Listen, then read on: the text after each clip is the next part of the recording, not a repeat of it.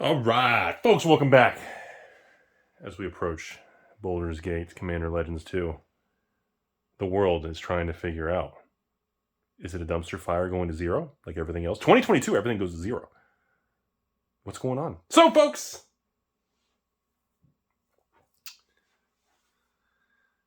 today we're talking about the set boxes.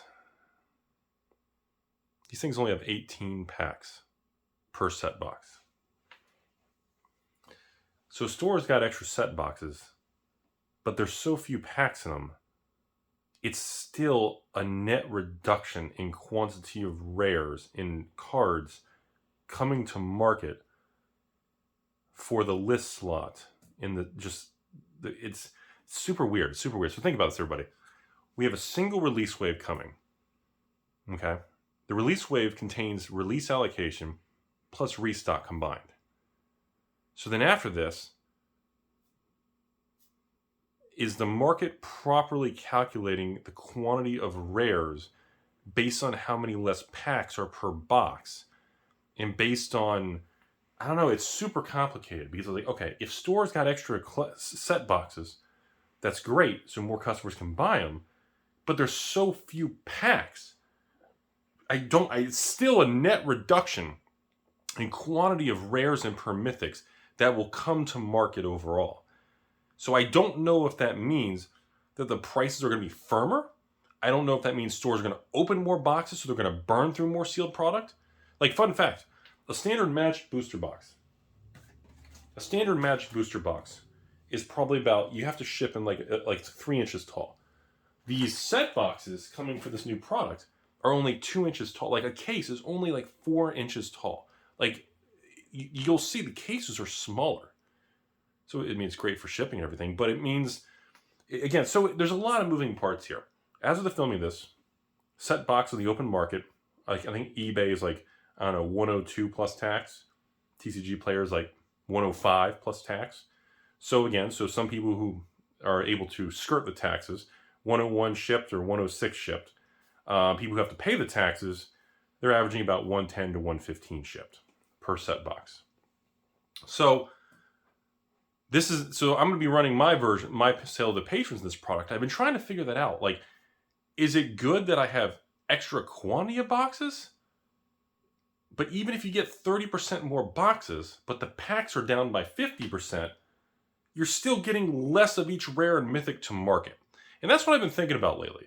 Obviously, the person who really makes out is Wizards of the Coast because they're, printing less product and they're getting paid the same amount, actually getting paid more. I mean, just so you all know, Commander Legends set boxes, okay?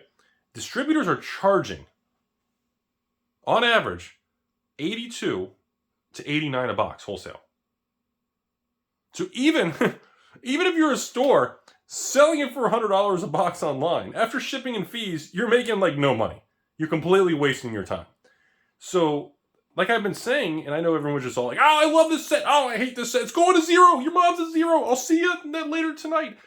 Although we're at that situation, only time's going to dictate what's going to happen. But it's really weird to me that the price of the set boxes is just, it's kind of fascinating level. Because I do remember set boxes tend to have, like when you open even 18 packs of Commander Legends set, you're not going to get 18 rares or mythics. You're probably still going to get like probably 24 to 30 rares and mythics. Because remember, you tend to get more than one rare mythic per booster pack. Plus you have the list, which tends to generate 1 or 2 additional rare mythics per box. So even though there's 18 packs, and I think Wizards calculated this, kind of devious, but I think they did. So I think even with 18 packs, the expected quantity of rares or mythics generated, I think is still going to be around that 30 marker. That's my theory. Again, we're going to be opening, we'll check it out when we get there. Next thing. So I just want to point that out there. So, obviously, we'll be running my sale pretty soon, and obviously, since I have more cases, I will allow patrons to buy more than one case, and we'll drop the price if you want to buy more than one. Like, if you only want one case, it'll be, like, I don't know, in the high 90s.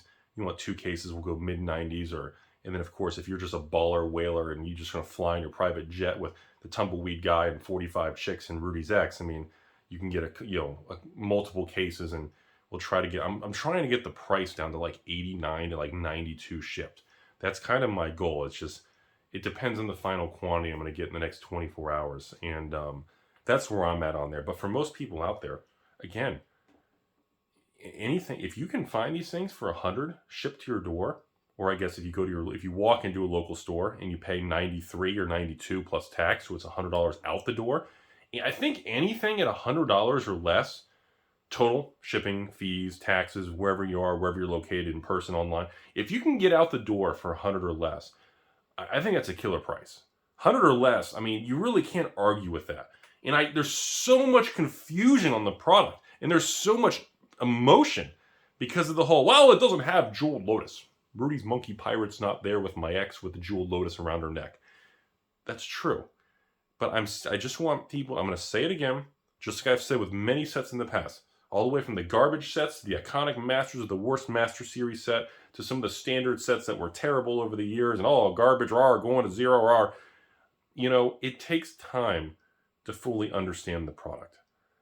And I'm not trying to be, you know, pro Wizards of the Coast here, because I still think the quantity of packs and these price increases are irritatingly, it's almost insulting. But the Magic market can handle it, and people are going to buy it. And I think Wizards knows that. And I still believe that they did not engineer this set as just nothing good and it's going to zero type of thing, which people are just loving to rag on everything.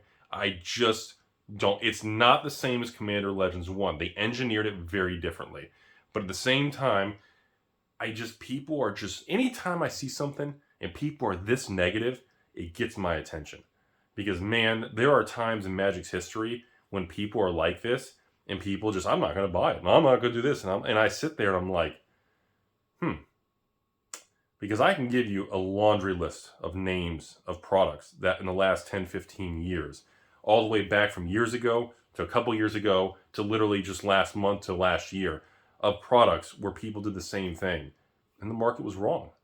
And the only way to know who's right or wrong is you have to wait 3 to 5 years. And the market says, well, here's the true results. And then you're like, oh, okay.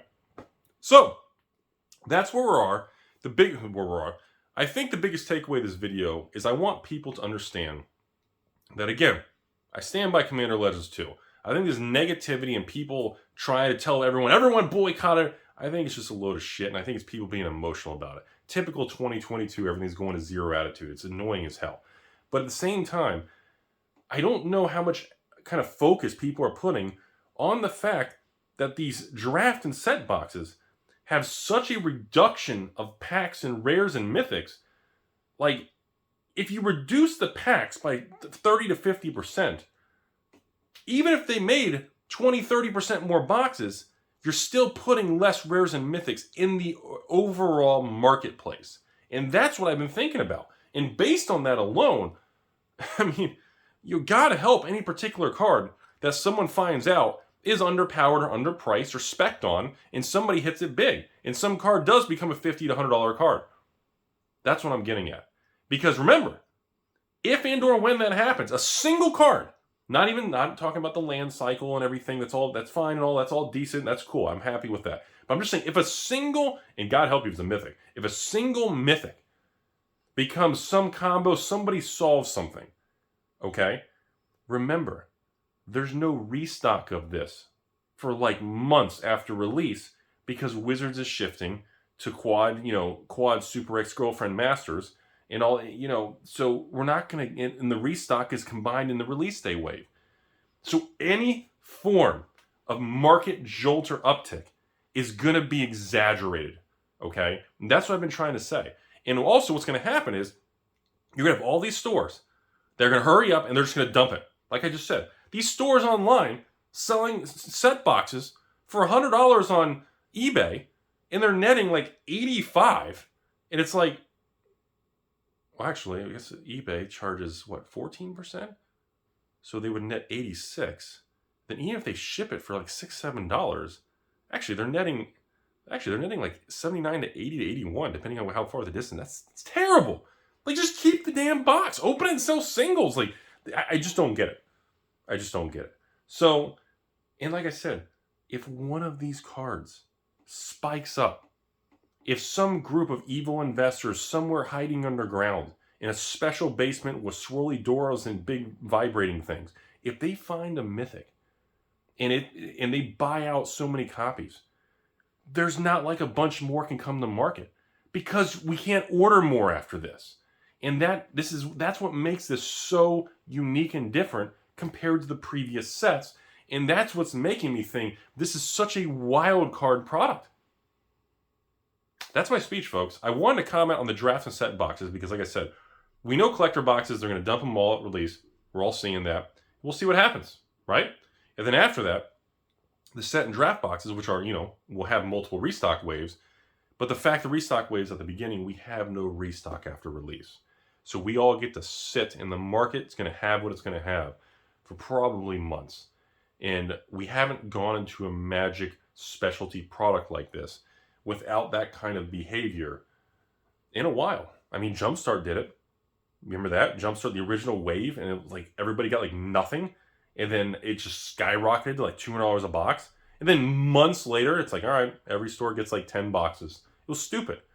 And, this could be a similar path to that. And so, but again, I'm not going to pump and dump your ex. I'm not going to fix your washer and dryer. To be honest with you.